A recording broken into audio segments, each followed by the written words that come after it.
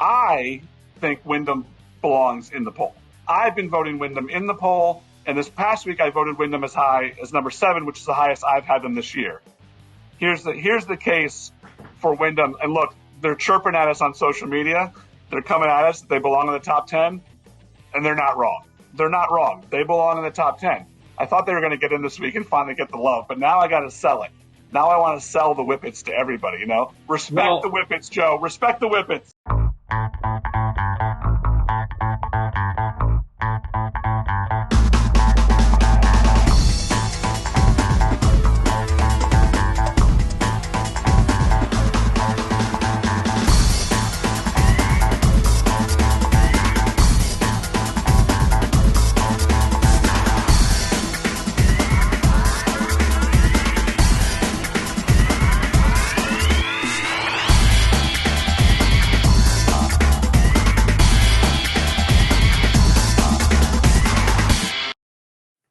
Hello, and welcome back to Courtside with GametimeCT, your place for high school boys and girls basketball from across Connecticut.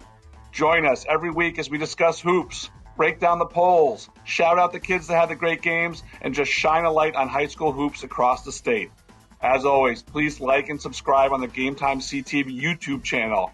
See the polls, read the stories on GametimeCT.com, and you have to check out our Instagram page, which has so many new reels and stories up every day from all sports across Connecticut.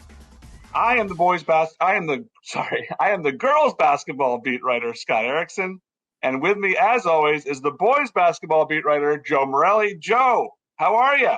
You know, I used to be the girls basketball writer way back in the late 90s, but no, I am the boys basketball writer, and we have a lot of snow outside, so it kind of feels like basketball weather, Scott. Yeah, I always like crunching through some snow on my way into the gyms. I like that a little more. Yeah, me too. But yeah, girls have 2 weeks left. Boys got, 3? I mean, we're heading down the home stretch here, Joe. Actually, I think both teams are kind of on a similar schedule. Because, that's right. They're lined up this year. I mean, it's less than a month to the opening round of our state tournaments. And, that's right, March 1st. State tournament starts March 1st. I mean, Mohegan, March 15th and 16th is going to be here before you know it. So I like that. I honestly can't wait. I honestly can't wait. January did feel like maybe the longest month of my life. Who knows? I don't know what was happening. Hey, it's the basketball that keeps it kind of warm, actually. Basketball kept me going. Kept me going. Right. Look, we had big news on the girls' side this week, so I want to just jump right into that. Number 1, Northwest Catholic went down. They ended their 21-game winning streak that went back to last season. They lost to Conard, and frankly, it wasn't even really that close. Conard kind of took it to them. The Red Wolves won 64-45, scoring the most points they've scored all season, with Emily Knowles scoring a game-high 36 points. Conard went down 8-2 in this game to Northwest Catholic early, but then they busted out on a 19-2 run, took a lead they would not relinquish, ended up winning the game by 19 points. I was a little shocked when I saw the final score there because Northwest Catholic has been so good. But, man, when you have a player like Emily Knowles, and like I said, Knowles had 36, but fellow seniors, Nicole Gorman, she had 18 points, 5 rebounds, and Courtney McPhee had 16 assists, 10 rebounds, 7 points, and 4 steals. They have those 3 seniors there that are all really good. Like Emily Knowles gets all the headlines. She's the all-state player. But those other 2 players are really good. McPhee's a great point guard, really, really good point guard. As far as Northwest Catholic goes, look, losing a regular season game is sometimes the best thing that can happen to teams. We talk about this all the time. The Lions will certainly rebound from this. Really nothing changes for them in Class L. Northwest Catholic is still the favorite to win Class L, which of course would be their 3rd straight state championship in 3 different classes. Conard is in Double L, much tougher road to Mohegan Sun, lots of good teams there, but you have to understand that they are 100% among the favorites heading into that Class Double-L tournament. Yeah, I was going to ask you, Scott, are you of the belief that it's tougher to run the table as you get deeper in the season, that a loss does help? Because there are 3 undefeated boys teams we have, and I would imagine it's not going to be terribly easy for them to run the table. Some can. I think sometimes a loss does help. 100%. I think it's just a mental thing. I mean, again, coaches will never say this to their team that they'd rather have them take a loss somewhere. But when a kid thinks, high school kids especially, we're so good, we just keep winning, nobody can beat us, that's a terrible mindset to have, right? Like, you want to at least have a little bit of fear of your opponent and think that they can come at you, because it keeps you sharp. I think it does. Right. So I think a loss, sometimes you go back, you get back in the lab, you figure out what went wrong in that game, and you come back from it. Running the table is really hard. I mean, how many undefeated teams have there been recently? Not a ton. Not a ton, Joe. Somebody always picks up a loss. We've had them. I mean, Hamden girls, a couple of years ago went undefeated, they were. right? Yeah. But look, you get into it, and the games get tighter and tighter as you go into the state tournament, and all of a sudden you're in a game in the quarterfinals or something, and you haven't lost all year, and you haven't really been in a close game. So I think it only makes Northwest Catholic better, and obviously it makes Conard better too. Like, right. That's a great win, and it keeps things interesting in the CCC tournament for sure. Yeah. And then we'll see with Class L, because a lot of those teams are up in Double L this year. So Northwest Catholic, there are teams down there that can compete with them, and we'll talk about that as we get closer to the tournament. But I want to get into the poll now, since we're there. Like, we're talking about it here. Every week we look at the top 10 polls for the girls and boys. The polls, as always, can be found on GametimeCT.com. So with Northwest Catholic losing, the poll kind of went into chaos a little bit. And the number 1 and number 2 teams were switching back and forth as the results were coming into me over Sunday and Monday. But 4 teams ended up with number 1 votes in Northwest Catholic, Holy Cross, Greenwich, and Conard. So without further ado, let's get into the top 10. At number 10, Stanford. Black Knights get a shot at unbeaten Greenwich on Tuesday. At number 9, East Catholic. The Eagles have now won 11 straight games. Number 8, Sheehan. Hamden handed the Titans a loss, but they remain up in the poll. Warde at number 7. Huge comeback win over rival Ludlowe, keeps the Mustangs among the ranked. Number 6, Southington. 10 wins in a row for the Blue Knights now. They keep rolling. Number 5, the team we mentioned, Conard. They got one number 1 vote after being Northwest Catholic. They rebounded from that loss to East Catholic with a huge win, probably the biggest win of any team in the state this season on the girls' side. Number 4, getting 4 first-place votes, Greenwich, the only unbeaten team in the state. They played number 10 Stanford Tuesday night. Number 3, Sacred Heart Academy, no first-place votes, but the Sharks stay steady at number 3. Number 2, Holy Cross, they pick up 4 first-place votes as well. They nearly overtook Northwest Catholic, but they are 2 points shy of first place. And remaining number 1, Northwest Catholic, they got 5 first-place votes. They lost to Conard. It ended the unbeaten season, but like we said, that can be the best thing for you sometimes. Real quick, before we go to the boys poll, which I want to get to, I got to talk about Windham here. Windham is 2 points behind Stanford, so they're the number 11 ranked team, essentially. I think Windham belongs in the poll. I've been voting Windham in the poll. And this past week, I voted Windham as high as number 7, which is the highest I've had them this year. Here's the case for Windham. And look, they're chirping at us on social media. They're coming at us that they belong in the top 10, and they're not wrong. They're not wrong. They belong in the top 10. They beat East Catholic earlier this year. Then they beat NFA recently last week, and they beat Coventry, who had been undefeated before that. The Whippets missed out, like I said, by 2 points in the top 10 poll. Like I said, I've had them there. Other people have had them a little lower, which is why they were there. 2 points is so close. I thought they were going to get in this week and finally get the love, but now I got to sell it. Now I want to sell the Whippets to everybody, 13-1. Clearly, in my opinion, the favorite to win Class M. Look, Northwestern's there, Bacon's there, East Windsor, but I think they're the favorites to win Class M. They're the favorites to win their conference. They're in the lower division there, so I think they'll win that. The only loss they have is to a double L school, New London. They lost by 5. Seniors J. Lise Rivera and Anaya Jenkins are really, really good.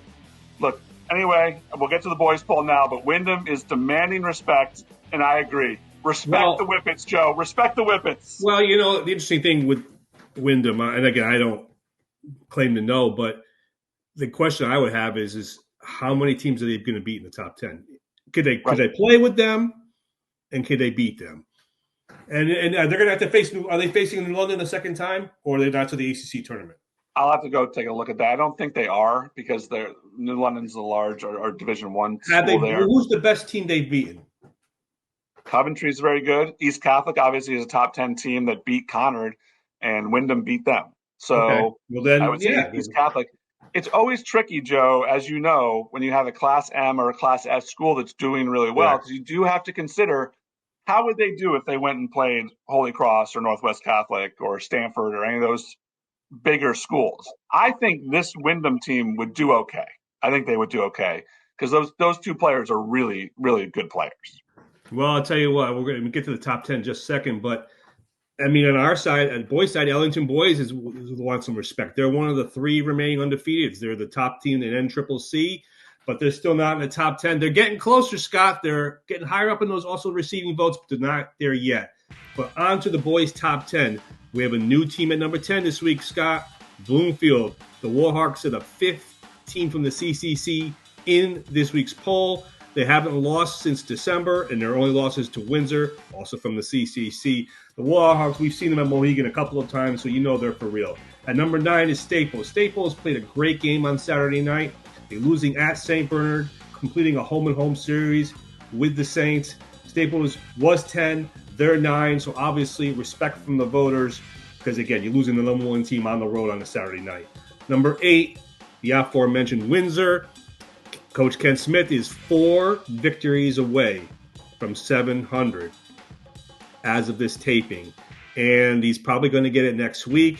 There's only 2 boys basketball coaches who have won over 700 games. Nick Algelli from Crosby and Vito Montelli from St. Joe's, the all-time leader with 878 victories. Rarefied air, Joe. That's it's very rarefied air, man. And it's incredible. And you know, I'm sure if you leave it up to Kenny, he'll probably go try to track both those guys down. At number 7 is East Catholic. East Catholic lost twice last week. They lost at home to Manchester, and they lost to Albany Academy out of New York, which is a team that also defeated St. Bernard. But again, respect for the East Catholic. They're 11-5, and they're 7th. They only dropped 1 spot. At number 6 is Hill House, the SEC. They beat Sheen last week. Among their victories, and actually going to have 10-day layoff in February, which is pretty nice considering everybody's trying to make up games at this point. They don't play again until February 11th, so they're going to be well rested going into next week. Number 5, Northwest Catholic out of the CCC in the same spot as last week. At number 4 is Manchester. So consider this: Manchester has beaten East Catholic, they have beaten Northwest Catholic, and they have beaten Windsor twice. And almost all of them have come from behind fashion. We've said this for a few weeks now. Manchester is for real. They're the favorite in Division 2. At number 3, Notre Dame Prep. They're in the same spot as last week after falling to St. Bernard in the Ballyhooed 1-2 matchup, losing at the buzzer. They're very likely going to go unbeaten in the SWC. They do have New Fairfield left. That's one of the tough ones remaining. Number 2, Notre Dame West Haven with 6 first-place votes. They're the best team in the SAC until somebody can beat them. Hill House has, but you got to beat them in March at Quinnipiac. And number 1, St. Bernard with 11 first-place votes. They have a game against New London on Tuesday, but I have a funny – it's going to be tough to beat this team before the postseason. Yeah, so I mean, a little bit of movement there, Joe. You know, a little up and down, right? The top 5 remain the same. The bottom half moved a little bit. Hill House moved up 2 spots. East Catholic dropped. Windsor dropped a spot. Again, they had a lead in both games against Manchester, lost them both. Staples moves up 1 spot because, well, you know what? You go and you challenge yourself. You play on the road against the number 1 team. You're going to get respect. And again, Bloomfield, they're in Division 2, along with Hill House and Manchester, which makes for a great tournament. And again, Bloomfield only lost once to Windsor. So it's the CCC, as we've been talking about ad nauseum. They're the best league until proven otherwise. And I think you see that from the voters. Real quick, switching over to the NVL, huge night for Elijah Parker last week. Sean, our buddy Sean Boley was there. Tell me about what Parker was able to accomplish up at Holy Cross. Yeah, well, the interesting thing is that Holy Cross was in the top 10. They dropped out because they lost at Waterbury Careers, their first NVL loss last Friday. But as you mentioned, Scott, they had a special moment Tuesday night because Elijah Parker Sr. became the 28th player in CIAC history to reach 2,000 points. He scored 47 points against Naugatuck, and this was what Elijah Parker had to say after that great game. I knew it was there. I knew I could get it this game, but I wasn't forcing it. I just ended up having it. Was there a point where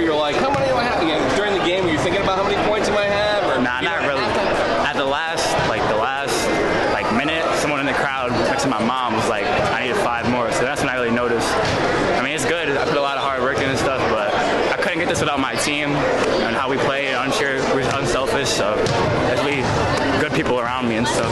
And there was some discrepancy in the books for a second there, and you know, we weren't really 100% sure he was going to get to that 43, and then we got a guy who does stats. He's like, yo, he's there. I was like, no. And, you know, we figured it out, and it's a beautiful thing, bro.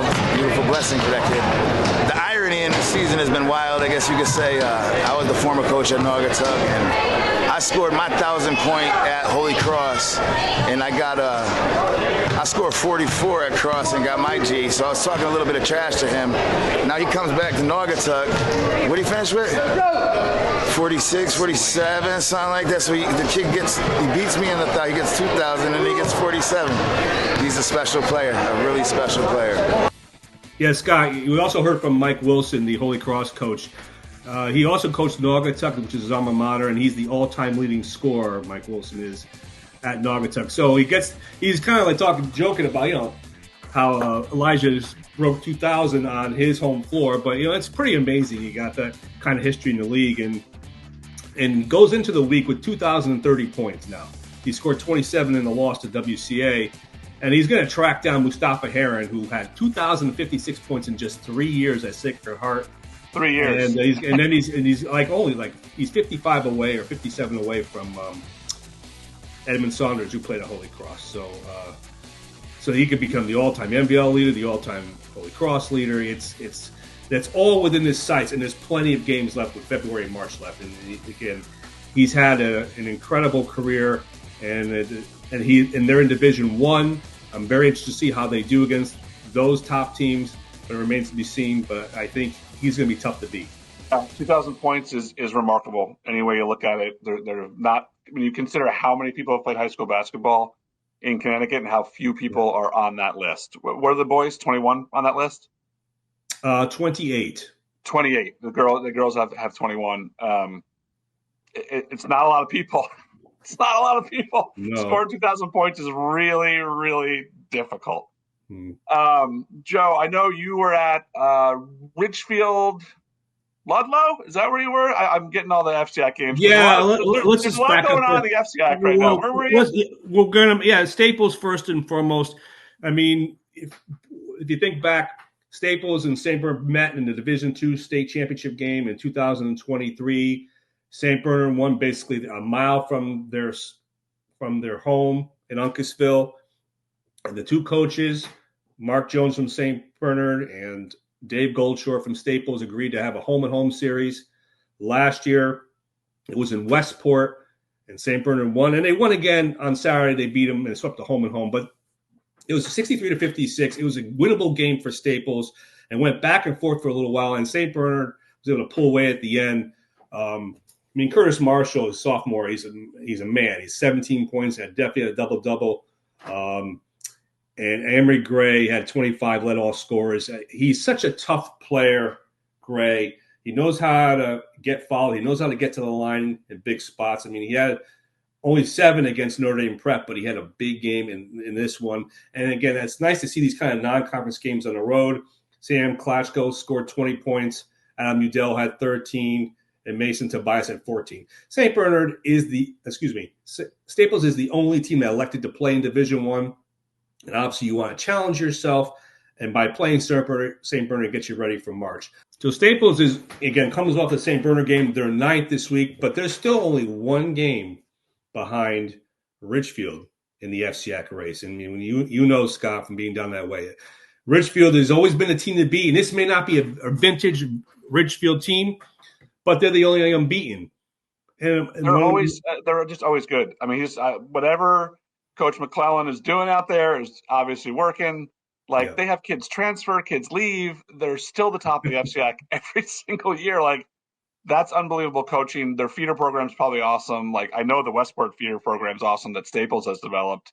But those FCIAC schools are legit, man. I mean, you saw Ridgefield and Ludlowe, right? Yeah, I saw that. I mean, they handily beat Warde a couple weeks ago, and then they go down to Ludlowe, 2-1 beatings in the FCIAC last week, and basically the second half was owned by Ridgefield. The Tigers maintained a double-digit lead the entire way. Ludlowe was never really able to make a dent in it, Alex Hickey, the senior leader, 24 points, and this is what he had to say after the win at Ludlowe.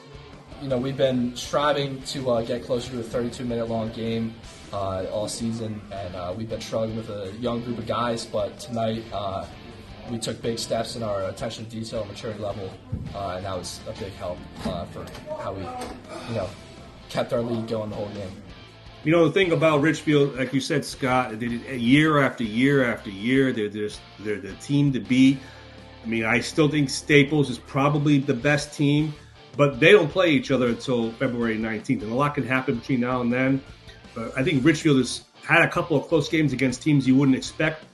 But again, they're coming into the week unbeaten, and they seem to be finding their way with this new group of kids. And again, they're in Division I like Staples is, and I'm very curious how they're going to play.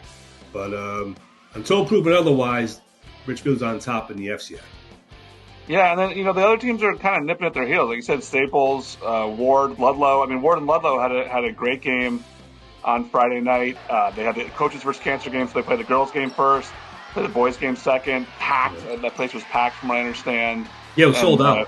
I think the day sold before. out, and Warde won both games. And the girls' game was excellent. You had Kate Simidor for Ludlowe, Ryan Gilbane for Warde, who are two of the best players in the state, and they both play in the same town. So that was awesome, and Warde had to come back. Ludlowe was up, I think, by double digits in that game, and Warde came back and won the girls' game, and then they took the nightcap, too, and claimed bragging rights in the city of Fairfield, or the town of Fairfield, I will say. Yeah, Ludlowe ended up losing by 2. They came back, but Warde had it in hand for most of the way, and both the Fairfield schools are still in the mix, and they're going to get good seeds in the tournament, the FCAC tournament. Warde was a Division II semifinalist last season. Ludlowe's in Division III. They were semifinalists last season. So, they're both. Let me ask you a question. Yeah, go ahead.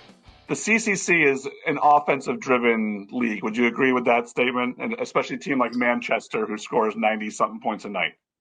The FCAC. I would say those two teams, Windsor and Manchester, they play at breakneck speed. I would say, it may be Bloomfield to some extent. I would say East Catholic, they beat on the teams that they're supposed to be, but they can play at any speed. And if anything, they can't really run with Manchester all the time. They have to pick their spots. So they're more defensive oriented in my mind. But if you're picking out Manchester as the best team right now, they want to play at 100 miles an hour. And what I would say is, historically, and I think still true, these FCAC teams all commit themselves to play defense. As far as I can tell, I wonder what you think it'll be like when one of those teams might match up with a Manchester in the state tournament. Be it Warde or Ludlowe. Contrasting styles. Right? I saw Ludlowe lose. I saw Warde lose up at the University of Hartford in the semis to Windsor. Windsor was very good last year, obviously, to win the state championship. I would think it's a contrast in styles. You want to keep the game in the 50s or 60s if you're Warde or whomever. The Staples kept the game in the 60s, but St. Bernard doesn't mind playing at that speed also because they play great half-court defense. I would say, seeing that Manchester had scored over 100 points twice, including against an FCAC team in St. Joseph, I would think that you want to get that team to play in the 70s. The problem is when they're playing 4 out and they're just shooting away. It's like the old Hill House teams. How do you slow them down? Right. You have to play great half-court offense, and you got to turn them over.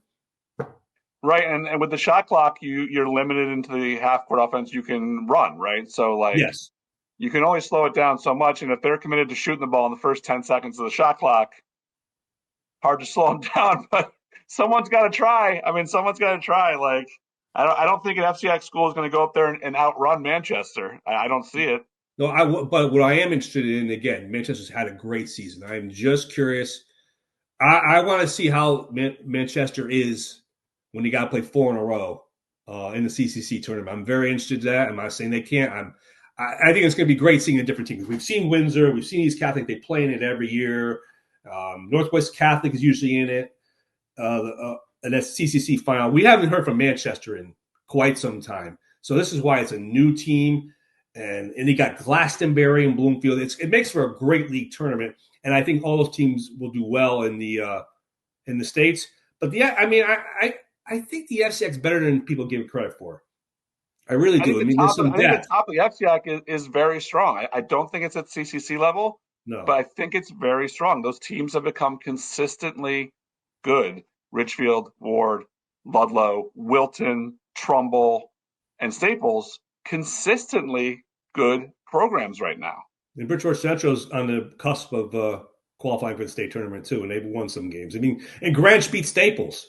Right. So I mean, it's a balanced tournament. Is there a great team? I think Staples is very good. I don't know if they're great, but they're very good, and they desperately want to win a state championship. And it's going to be very hard in Division I. And you know, they're a notch or two above the SEC, having beaten them handily in the SEC FCX games at the start of the season. But it's hard, man. It is so hard. That's why what Notre Dame West Haven did to go 28-0 and win a state championship in Division I is so hard. I mean, but they were able to do it. I mean, but we'll see. Yeah. I mean, I think the FCX will do. We got 2 weeks to figure it all out now. Yeah, we do. We do. Yeah. I just want to mention one milestone before we get into our games to watch and then get out of here. Berlin coach Shelia King won her 300th game last week. Congratulations to Coach King. Anytime you're getting over to 300 wins, that's fantastic. So congratulations, Coach King. Yeah. Now, getting to our games to watch this week with the girls. Tuesday night, Greenwich at Stanford. We mentioned it before. Greenwich is the last unbeaten team in the state. Stanford offers them their toughest test for Greenwich, for the Cardinals, and for freshman phenom Zuri Faison, who's been carrying Greenwich. Hail Ray at Coggins, Wednesday, 6 p.m. Shoreline! Time for the Shoreline. Coggins has 2 losses this season, one to Sheehan, and the other one is to the Little Noises. This game has huge Shoreline and Class S implications. Friday night, we mentioned this game. I will be here. Gilbert at Northwestern. The final regular season matchup between the Berkshire League's 2 top all-time leading scorers, Maddie Topa, Emily Arel. I can't wait for this one. Friday night, 5 o'clock. Friday night at 6 o'clock, Newington at Southington. Southington has 1 loss and has found a home for themselves in the GametimeCT poll. But watch out for the Nor'easters. They've won 6 of their last 8 games after a 4-4 start, and they're starting to figure it out. Oh, what games are we looking at on the boys' side? Well, we have 2 big games on Tuesday night. Again, No.1 St.Bernard plays at New London Tuesday at 7 o'clock. They face each other back on December 23rd, and St. Bernard won by 15 points at the Mohegan Sun Arena. St. Bernard's home away from home. We talked about Ludlowe and Staples. I mean, they face each other at Westport Tuesday at 7. Poor Ludlowe. I mean, they've had a great season, but then they go Ridgefield, they go Warde, and now you got Staples on the road. It's a tough schedule, man. But you know, I think Ludlowe will be better for it. Little love to the crowd. The CRAL, Sky. I know you love those. I love it. You know, the Capital Regional Athletic League Innovation at Aerospace, undefeated Aerospace, Friday at 6:15 p.m. Innovation has been the league champion the last few years, I believe. And Innovation has just 1 loss to Cheney Tech, first week of the season. This is for crowd supremacy, and I'm sure these will be your finals matchup in the crowd tournament as well. Then on the following Monday, you have number 5 Northwest Catholic at number 10 Bloomfield.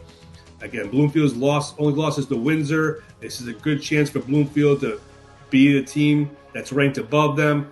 And it wouldn't surprise me if either of these 2 teams make a run in the CCC tournament. And that's what we're looking at. And again, Ken Smith is on the verge of 700 victories. So we'll have something to talk about next week as well. Can't wait for that, Joe. I look forward to this show every week. It's so awesome. And look, we're at the end of another one, man. That's another terrific show that we put on.